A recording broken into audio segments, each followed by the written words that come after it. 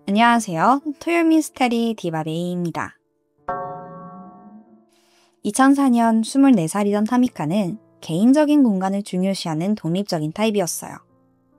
가족들이나 친구들한테도 매일매일 연락하는 성격도 아니었고 어딜 가든 나 지금 여기야 어디야 일일이 알리지도 않았습니다. 근데 애초에 위험한 행동을 하는 성격이 아니었어서 주변 사람들은 거기에 크게 걱정하진 않았다고 해요. 당시 타미카는 간호학을 전공하면서 학교 근처에서 자취를 하고 있었습니다. 그녀의 일상은 단조로웠죠.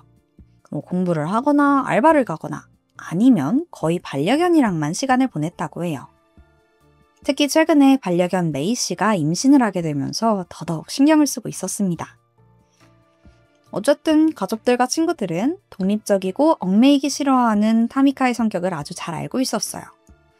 그래서 종종 며칠씩 연락이 좀 안 돼도 그냥 그러려니 했었죠. 그러던 2004년 6월 14일, 타미카의 고모 레베카는 문득 사랑하는 조카가 연락이 꽤 뜸했다라는 생각이 들더라고요. 하루 이틀도 아니고 휴대폰을 딱 확인해 보니까 거의 몇 주간 소식이 통 없는 거예요. 어라? 이건 좀 이상한데? 몇 번 전화를 해보는데 답이 없어요. 걱정스러운 마음에 가족, 친구들한테 다 연락을 돌려서 타미카 연락 못 받았냐 물어보는데 다들 소식을 안 지 꽤 됐다는 거예요. 아니 아무리 독립적이라고 해도 조카가 이렇게 몇 주간 잠수를 탄 적은 없었거든요. 혹시 모르니까 이 불안한 마음에 고모는 결국 타미카의 실종 신고를 접수하게 됩니다. 신고가 접수된 거는 사실 얼마 안 됐지만 실제로 연락이 끊긴 지는 벌써 몇 주나 지난 상황이잖아요. 경찰은 곧바로 타미카의 집을 방문하게 돼요. 그렇게 초인종을 누르는데 전혀 반응이 없습니다. 여기서 경찰은 또 이상함을 느껴요. 그래서 창문을 통해 집 안으로 들어가서 내부를 확인하기로 하죠. 그렇게 집안 구석구석을 살펴봤습니다. 근데 타미카의 흔적은 보이질 않아요. 누군가 강제로 들어왔던 흔적도 전혀 없고요. 그냥 평소와 같이 멀끔히 정리되어 있는 겁니다. 근데 이상한 건 지갑과 휴대폰이 그대로 집 식탁 위에 올려져 있다는 거예요. 근데 타미카의 차만 감쪽같이 사라졌어요. 근데 여기서 처음에 경찰은 혹시 스스로 잠적한 건 아닐까라고 생각했습니다. 왜냐하면 타미카가 종종 혼자만의 시간을 보내곤 했다라는 주변 지인들의 증언을 들었으니까요. 근데 이때 방 안쪽에서 뭔가 신음소리가 들려요. 무슨 소리지? 혹시 타미카인가? 바로 경찰은 그 방으로 향하는데 거기서 당황스러운 장면을 목격하게 됩니다. 방 안에는 강아지 메이 씨가 탈수 직전의 모습으로 쓰러져 있던 거예요. 상황을 보니까 출산한 지 얼마 되지 않은 걸로 보였죠. 대부분의 새끼들은 이미 사망한 상태였고요. 먹이통과 물그릇이 텅 비어 있었고 갈증을 참지 못한 강아지가 변기물을 마신 흔적까지 남아 있었습니다. 아까 말했다시피 타미카는 반려견을 정말 자식처럼 애지중지했어요. 그런 그녀가 강아지를 심지어 출산에 임박한 그 상황에 이렇게나 방치한다고요? 그리고 생각해보니까 혼자 잠적한 건데 지갑이랑 핸드폰은 왜 두고 가요? 이거 아무리 봐도 상황이 이상하죠.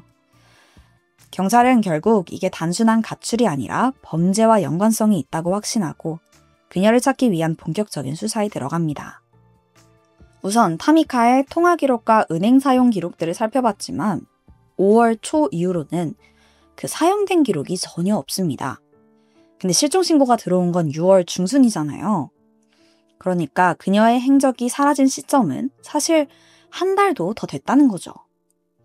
하지만 이렇다 할 추가 증거가 나오지 않으면서 수사는 또 답보 상태에 빠지게 됩니다. 그렇게 무려 한 달이라는 시간이 더 지나가 버리고 말아요.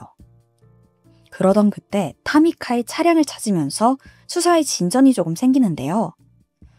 그 차는 그녀의 집에서 약 6km 정도 떨어진 웬 허름한 아파트에 덩그러니 버려져 있더라고요. 경찰은 곧바로 차량을 압수해서 감식에 들어갔습니다.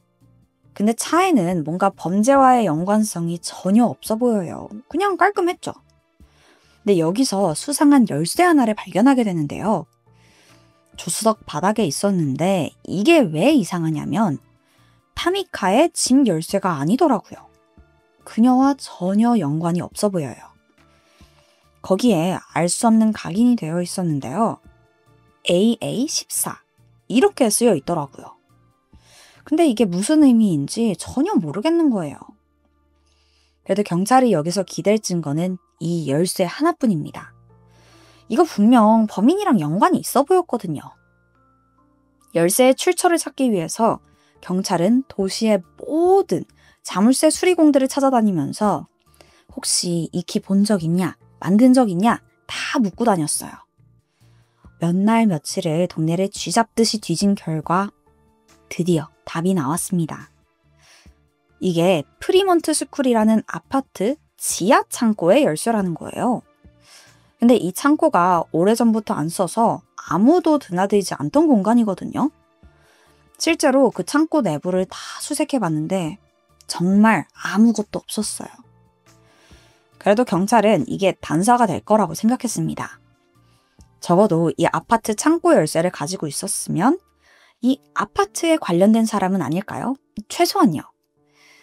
그렇게 현재부터 과거 여기에 살았던 모든 입주자의 명단을 받아서 조사를 시작합니다.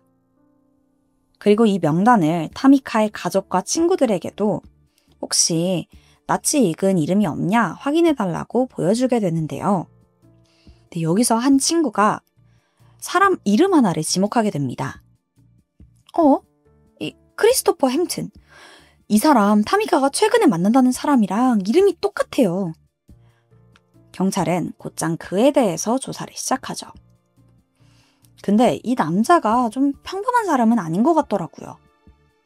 2000년에, 그러니까 4년 전이죠. 은행 강도 혐의로 수감된 전과가 있는 거예요.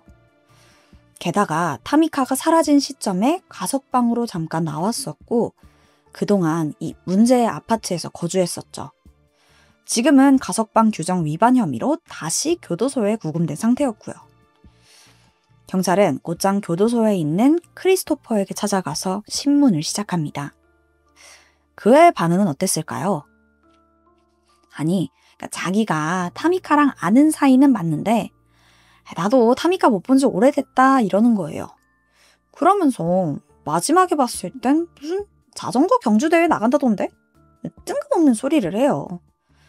가족 친구들은 뭐 이게 금시초문이었죠. 아니 웬 자전거? 혼자서만 말도 안 되는 주장을 하니까 경찰은 오히려 그를 더 강하게 의심할 수밖에 없었어요. 대충 그냥 막 되는 대로 이야기를 지어낸 것 같았거든요. 그리고 이 의심이 확신이 되는 제보가 하나 들어오게 됩니다. 제보자는 크리스토퍼의 전 여자친구였는데요. 그녀의 말에 따르면 크리스토퍼가 가석방 규정 어겨서 다시 교도소에 들어갔다고 했잖아요. 이때 그 전 여자친구한테 내 지갑 좀 보관해달라 라고 맡기고 교도소에 갔다는 겁니다. 그녀는 그때까지만 해도 별 생각 없이 집에 그 지갑을 보관하고 있었죠. 그러던 어느 날 문득 그게 생각이 나서 지갑을 열어봤는데 안쪽에 핏자국 같은 흔적을 발견했어요. 근데 그때 당시에는 그냥 별로 대수롭지 않게 넘겼다고 해요. 그러다가 최근에 이 크리스토퍼가 살인사건 용의자로 조사를 받고 있다라는 소식을 듣게 된 거예요. 그리고 그제야 온몸에 소름이 돋았어요. 곧바로 이 내용을 제보했고 경찰은 지갑을 수거해서 혈흔 감식을 진행합니다. 그리고 마침내 결과가 나오는데요. 그 지갑에 묻어있던 혈흔은 타미카의 거였어요. 와, 이거 진짜 충격이죠. 근데 문제는 지갑에 피해자의 피가 좀 묻어있다. 이 사실만으로는 크리스토퍼가 범인이라고 단정할 순 없었어요. 경찰은 결국 그가 과거에 살던 그 프리몬트 스쿨 아파트 기억나시죠? 거기를 압수수색하기로 합니다. 그때는 이미 타미카가 사라진 지 14개월이나 지난 시점이었고 그 집에는 새로운 세입자가 들어와 살고 있었습니다. 그럼에도 경찰은 집안을 샅샅이 조사했어요. 그리고 루미놀 검사를 실시하게 되는데요. 와, 이게 충격입니다. 집안 곳곳에서 반응이 나타난 거예요. 그리고 그 혈흔의 DNA 검사 결과 전부 타미카의 것으로 확인됐죠. 이 확실한 증거 앞에서 크리스토퍼도 결국 버티지 못했습니다. 드디어 입을 열었어요. 그의 말에 따르면 당시 타미카와 크리스토퍼, 이 두 사람은 교제 중이었다고 합니다. 하지만 사건 당일 크리스토퍼는 다른 여자랑 데이트를 하러 나가려고 준비하고 있었는데요. 그러니까 바람 피려고 했던 거죠. 어쨌든 그 준비를 하면서 다리미로 셔츠를 다리려던 순간 여자친구 타미카가 아무 예고 없이 집에 찾아온 거예요. 이때 타미카는 남자친구가 다른 여자를 만나려고 한다는 걸 눈치챘고 분노와 배신감에 막 격하게 따졌죠. 순식간에 언성이 높아졌습니다. 그리고 두 사람의 감정이 폭발했어요. 이때 감정을 주체하지 못한 크리스토퍼가 손에 들고 있던 다리미를 여자친구에게 그대로 던집니다. 이걸 머리에 정통으로 맞은 타미카는 쓰러져 버렸고요. 바닥은 금세 피로 물들었습니다. 크리스토퍼는 여자친구가 깨어나길 몇 분 동안 기다렸지만 끝내 타미카는 눈을 뜨지 못했어요. 그녀가 죽은 걸 확인한 크리스토퍼는 겁에 질려서 이걸 숨겨야겠다고 생각했습니다. 일단 시신을 침대보에 둘둘 말아서 옷장에 넣어두고 그대로 예정된 데이트에 나가요. 이거 제정신 아니죠? 그렇게 다음날 친구 차를 빌려서 외곽에 있는 숲으로 향하더니 거기에 얕은 구덩이를 파고 타미카의 시신을 유기합니다. 그리고 근처에 있던 나뭇가지를 주워서 십자가 모양으로 얹어뒀다고 했죠. 이 행동에 대해서 처음에 들었을 땐 무슨 추모의 행동인가? 이렇게 생각할 수도 있어요. 정확한 사실은 밝혀지지 않았지만 일부 전문가들에 따르면 그건 단순한 위치 표시였을 가능성이 크다고 합니다. 왜냐면 나중에 크리스토퍼가 다시 이곳을 찾아와서 시신을 훼손했던 정황이 드러났거든요. 그러니까 그 십자가는 죄책감 어린 추모라기보다는 언제든지 이 위치를 찾기 위해 남겨둔 자신만의 표식이었던 거예요. 이 행동은 그의 뻔뻔한 성격을 그대로 보여주죠. 2005년 8월 12일 그는 직접 경찰을 그 현장으로 안내했습니다. 그 위치에서 시신이 발견됐고 치아와 DNA 검사로 타미카임이 확인돼요. 실종 15개월 만에 비로소 그녀가 발견될 수 있었던 겁니다. 타미카의 시신이 발견됐을 때 그녀의 가족은 이제야 긴 악몽에 마침표를 찍을 수 있었습니다. 네, 여기에서 다른 씁쓸한 진실도 또 드러났는데요. 비슷한 시기에 백인 여성 로리 해킹의 실종 사건도 발생했어요. 그리고 이 소식은 전국 방송을 도배했죠. 반면 타미카의 실종은 거의 주목조차 받지 못했습니다. 이 불편한 현상을 설명하는 말이 있는데요. 바로 Missing White Woman 신드롬이에요. 백인 여성의 실종은 언론이 과도하게 집중하는 반면에 유색인종 여성의 실종은 냉정하게 외면당하는 현상을 말합니다. 실제로 타미카의 고모 레베카는 직접 언론사들을 찾아가서 제발 우리 조카 이야기를 보도해달라고 수십 번이나 호소했습니다. 하지만 대부분의 언론은 그걸 외면했죠. 그러다가 몇 주 뒤에 로리 해킹 사건이 발생하자 모든 언론이 앞다투어서 이 사건을 다루기 시작했습니다. 아이러니하게도 그건 대부분 타미카 사건 보도를 거절했던 언론사들이었고요. 이게 참 씁쓸하네요. 한편 크리스토퍼의 재판은 빠르게 끝났습니다. 그는 살인과 시체 유기 혐의로 가석방 없는 종신형을 선고받았어요. 근데 여기서 크리스토퍼의 진짜 레전드 망언이 있거든요. 뭐라고 했는지 아세요? 아니, 가족들이 결론을 원하니까 난 말해준 건데 종신형은 너무 심한 거 아니에요? 인간적으로 이런 나한테 좀 기회 한 번 더 줘야 되는 거 아닙니까? 이게 피해자 죽이고 산에 묻은 사람이 할 말인가요?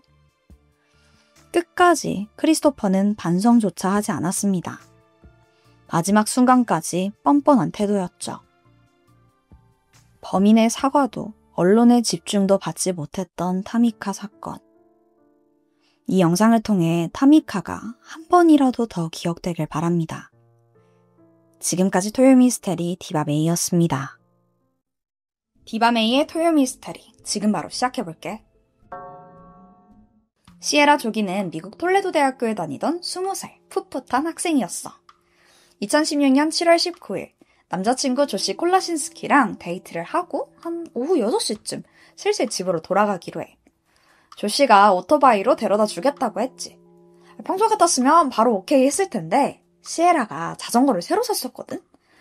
이것도 새 거 사면은 바로 타고 싶잖아. 자기는 새 자전거 타고 가겠다면서 거절을 하게 돼. 남자친구 입장에선 여자친구 혼자 보내는 거 당연히 걱정되지. 그래서 뒤에서 자기 오토바이를 타고 슬슬 따라가고 있었어. 이거 너무 귀엽지 않아? 완전 풋풋한 커플 같고.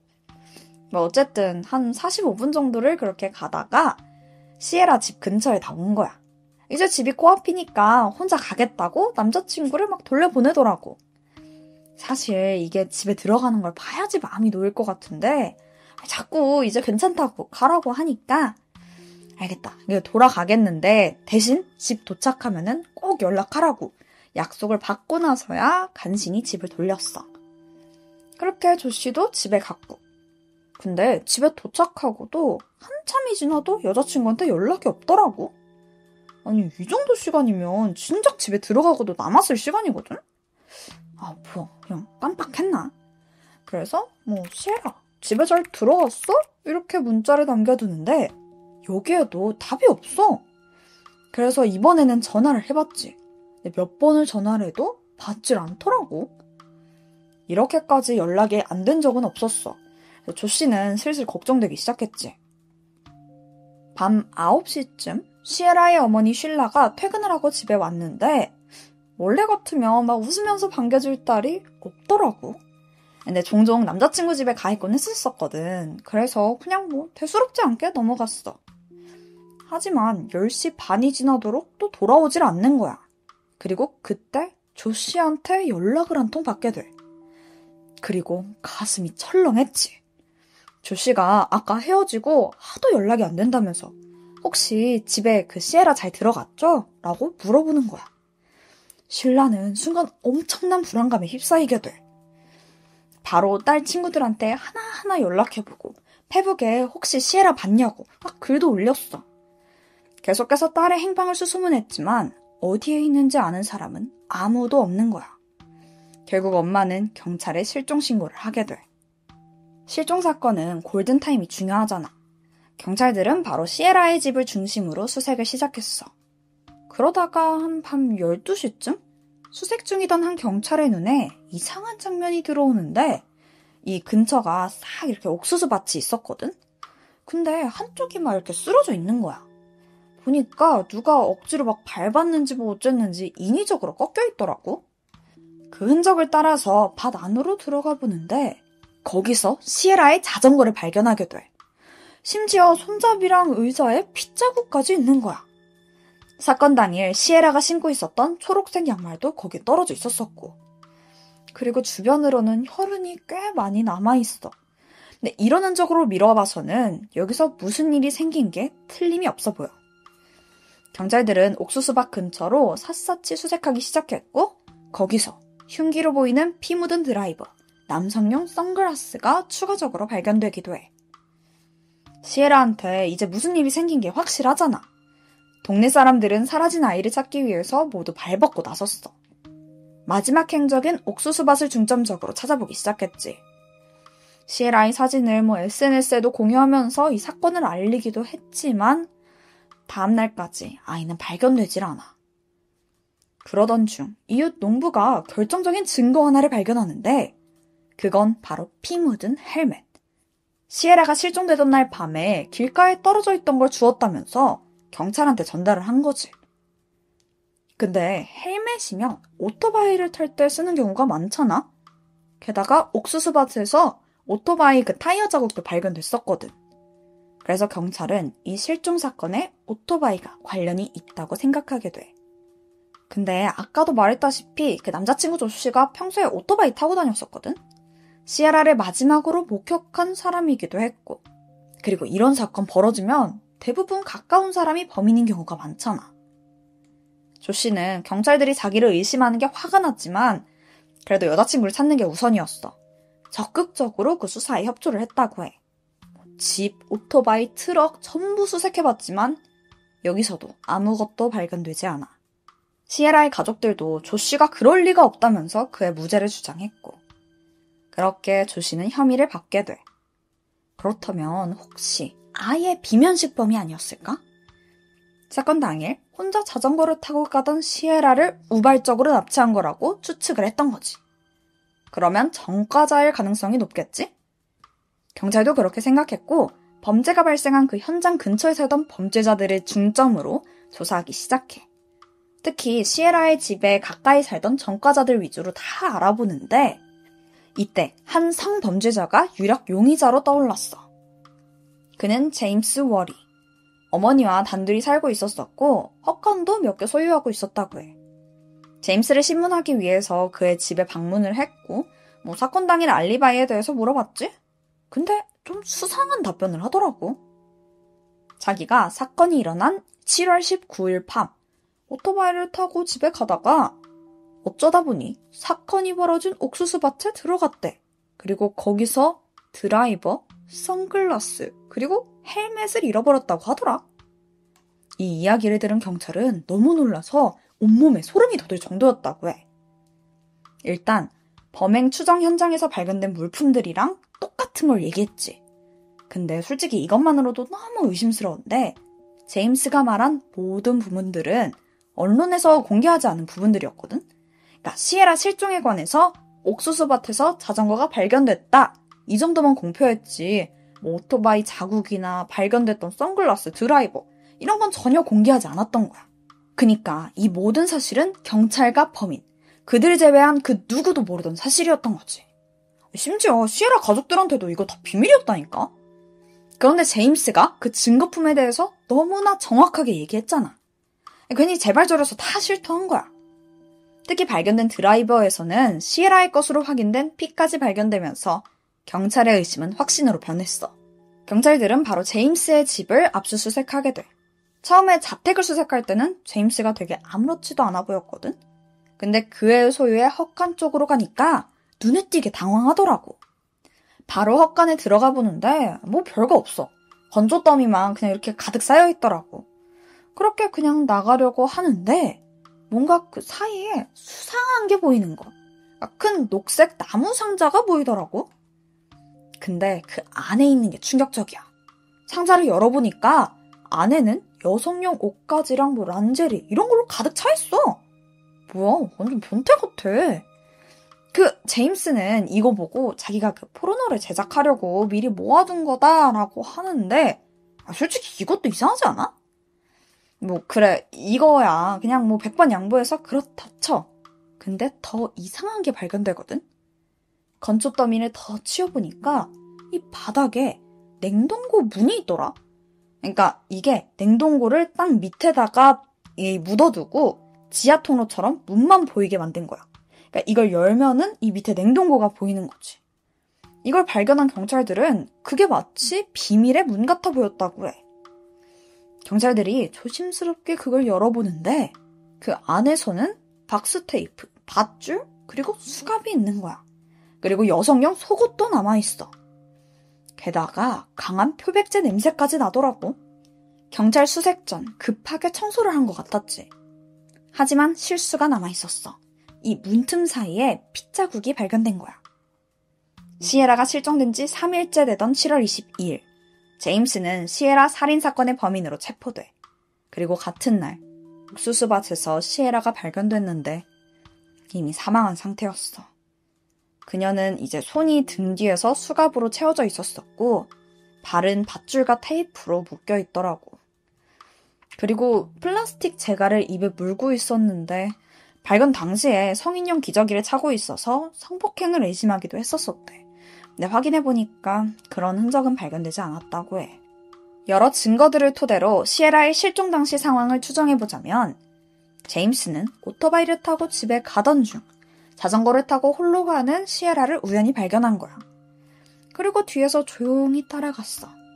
근데 뒤에서 웬 오토바이가 계속 따라오니까 시에라가 좀 경계를 한 거지. 제임스는 그걸 느꼈고 그냥 지나가는 척 그녀를 앞질러 가서 옥수수밭 사이에 숨어 있었던 거야. 그리고 시에라가 거길 지나가는 그 순간 자신의 헬멧으로 그녀의 머리를 내려쳐서 기절시키고 팔 다리를 결박해 둔 거야. 그리고는 혼자 집으로 향했어. 이게 자기가 오토바이에 그 시에라 태워가면 사방이 다 보이잖아. 그러면 목격자가 나올까봐 집에 가서 자기 트럭 가져오려고 했던 거지. 그러니까 거기다가 시에라 숨겨서 다시 데려가려고 했던 거야. 시에라가 깨어나도 도망치지 못하도록 미리 팔다리를 결박해 둔 거고. 그렇게 시에라를 헛간으로 데려온 제임스는 그녀를 냉동고 안에 숨겨두려고 했어. 그런데 이때 시에라가 깨어났고 제임스에게 필사적으로 반항하기 시작해. 그리고 둘의 다툼은 꽤나 격렬했어. 그런데 그녀 입에 플라스틱 재갈이 물려 있었거든. 그걸로 인해서 결국 질식해 사망하고 말아. 제임스는 처음에 당황했지만 우선 시신을 처리하는 게 우선이라고 생각했고 시에라를 다시 트럭에 싣고는 옥수수밭에 가서 유기를 했던 거야. 2018년 3월 사건의 재판이 열리게 돼. 그때까지도 제임스는 절대 자기가 범인이 아니라면서 우기더라고. 자기는 그냥 누명을 쓴 거래. 변호사들도 시에라의 몸에서 제임스의 DNA가 발견되지 않았다면서 진범은 따로 있다고 주장하더라고. 그러면서 진범이 헛간을 범행 장소로 정해서 몰래 사용하고 제임스에게 누명을 씌웠다는데 아니 이게 말이 되냐? 자, 그럼 이제 검찰 측의 얘기를 들어볼까? 제임스 소유의 헛간에서 범행 도구로 보이는 매트리스, 속옷, 박스테이프가 전부 발견됐고 거기서 시에라의 DNA뿐만 아니라 제임스의 DNA가 함께 검출되었다고 지적했어. 그리고 시에라를 결박하는 데 사용된 수갑의 열쇠가 제임스의 열쇠고리에서 발견되기도 했었고 결정적으로 시에라 발목에 묶여있던 밧줄에서 제임스의 정액이 묻어있던 거야. 아니 이거 솔직히 빼박이잖아. 제임스가 뭐라고 변명했는 줄 알아? 근데 이게 진짜 짜증나는 게 평소 헛간에서 자위를 하는데 이때 흘린 정액이 그냥 밧줄에 우연히 묻은 거래. 솔직히 그냥 말도 안 되는 소리 하는 거지. 이렇게 치열한 법정 싸움이 계속 이어지던 그때 검찰 측에서 결정적인 증인을 데려오게 돼. 바로 1990년 제임스에게 납치될 뻔한 사람, 로빈 가드너였어.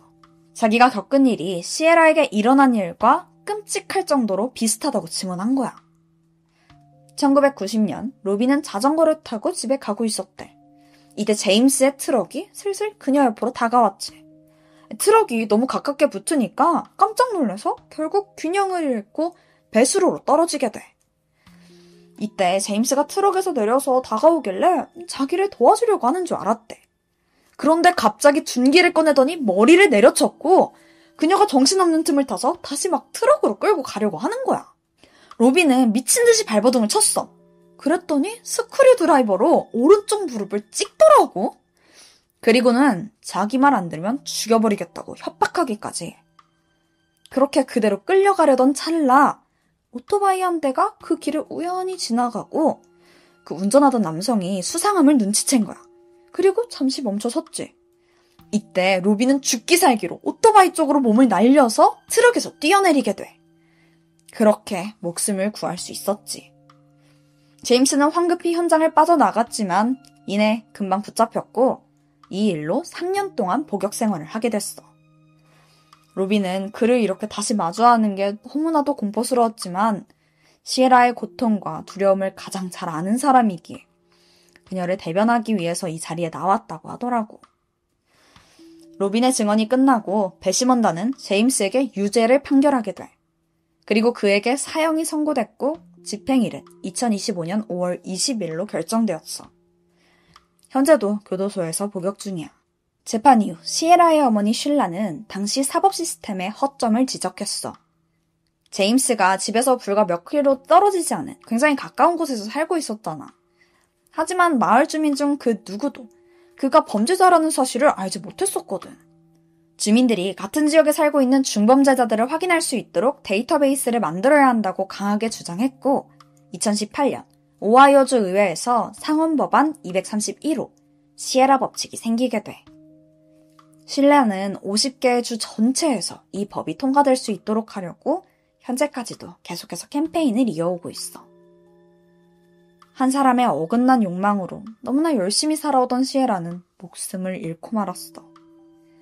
억울하게 목숨을 잃은 시에라의 명복을 빌어. 오늘 내가 준비한 스토리는 여기까지야. 그럼 우린 다음 영상에서 만나.